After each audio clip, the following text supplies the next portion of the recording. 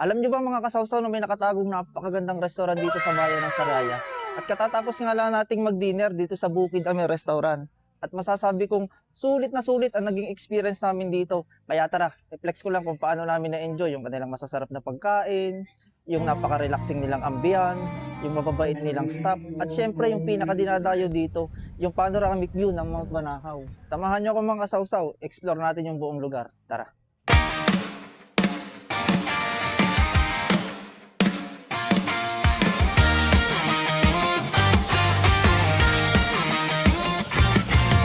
Travel, family, work at food vlog ba ang hanap mo?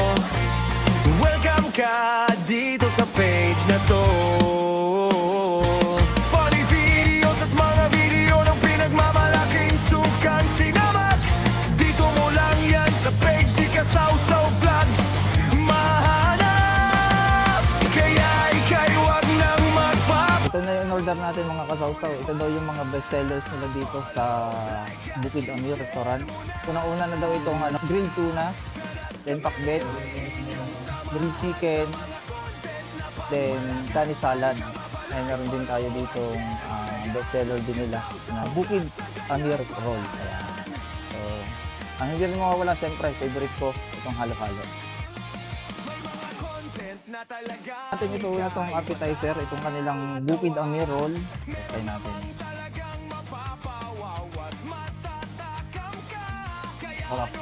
Kaya kung mahilig kayo sa ganitong mga pagkain, pasok na pasok ko sa inyo. Magugustuhan nyo to. Grabe, yung lambot. Yung tuna belly nila. Try natin. Grabe. Ang sarap eh. Ang lambot.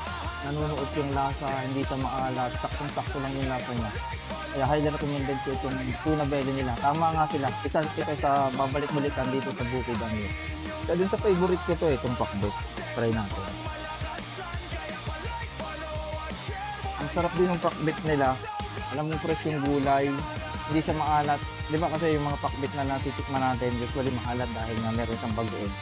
Pero itong pakbet nila dito, hindi maalat, medyo matamis, saktong-sakto yung lasa. Kasi pinakamasarap na barbecue na tikman ko to.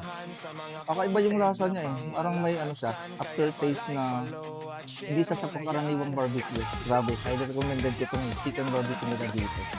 Ang sarap din ng salad nila. Kung salad lover kayo, perfect na perfect sa inyo to. Sarap ng halo-halo nila dito mga kasawsaw. Iwan ko nila yung lasa ng Pinoy halo-halo. Highly recommended din itong halo-halo nila. And of course, yan, shout out po kay Kasawsaw Vlogs. Yan, thank you so much. Dito po sila ngayon sa Bukid Ame Restaurant. Kaya kung gusto nyo rin mga kasawsaw na mabusog, marelax, kasama inyong mga manghal sa buhay, grabe.